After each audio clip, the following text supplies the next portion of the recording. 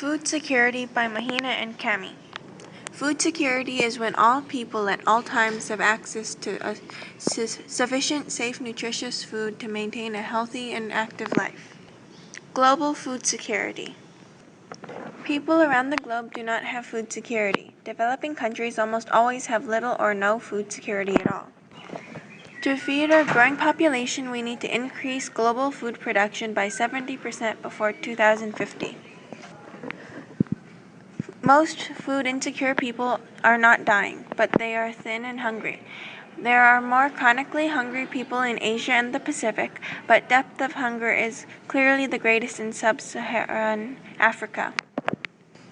A little over 1/4 of the entire population of sub-Saharan Africa is not food secure. The state of Hawaii imports 85 to 90% of its food.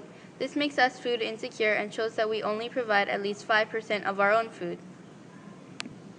In Hawaii, food insecurity affects 67,812 households. This means that 932,169 people are hungry or at risk of hunger.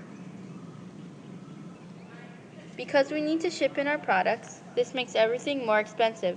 Therefore, because of the high cost of living, it makes things much more difficult to afford.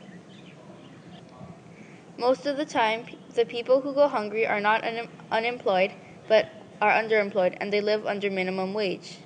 This means that 1 in 6 households are hungry, which makes 1 out of 5 households hungry. National food security. In 2012, 5.7%, which is 7 million households, were impacted by food insecurity. Food insecurity during 2012 affected children the most.